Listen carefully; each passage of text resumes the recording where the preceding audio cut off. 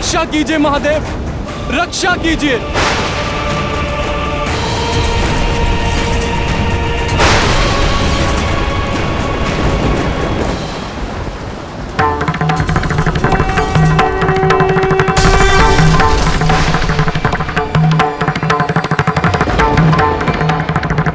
महादेव,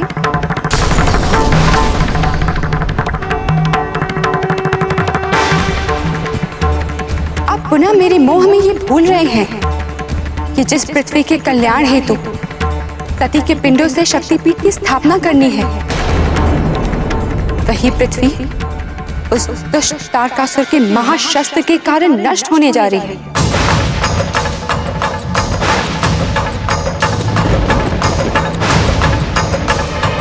यदि आपने इसी क्षण इस विनाश को नहीं रोका तो सब व्यर्थ हो जाएगा।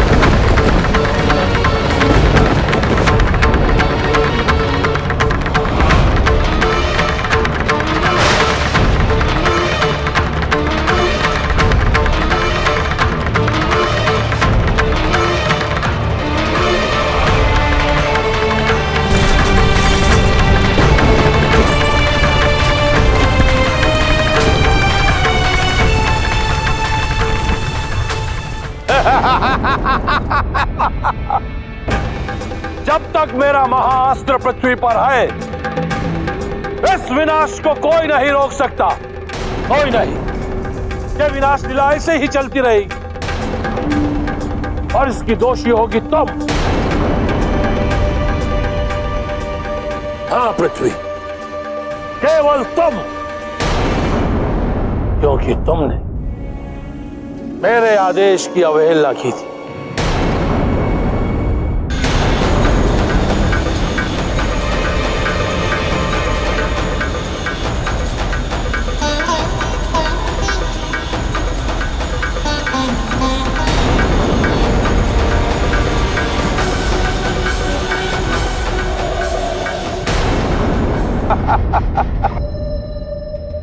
तुम्हारा ये उत्साह कुछ ही क्षणों के लिए शेष है,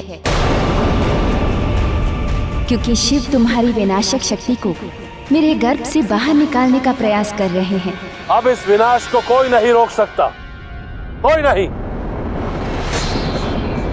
एक बार इस महाशक्ति ने विनाश प्रारंभ कर दिया तो वो रोक नहीं सकता।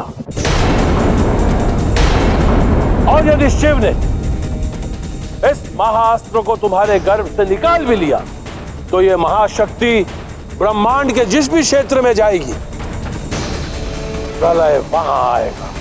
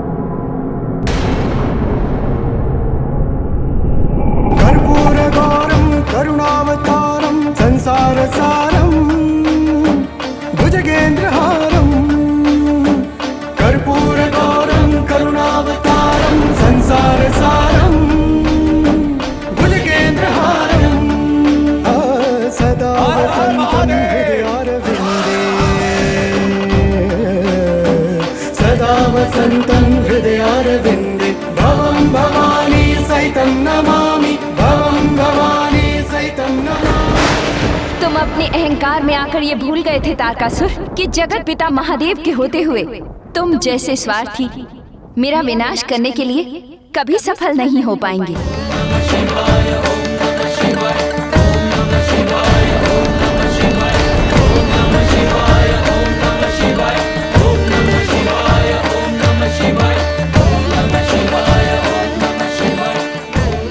मैं आपकी आभारी हूँ आचार्य।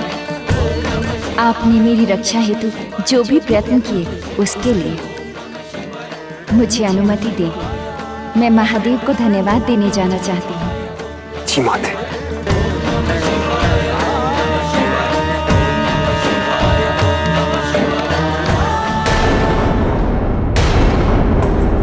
अब मेरे अमृतत्व पर पुनः प्रश्न चिन्ह लग गया।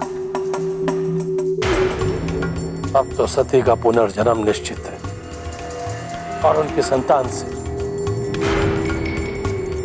मेरा वध होना भी निश्चित है।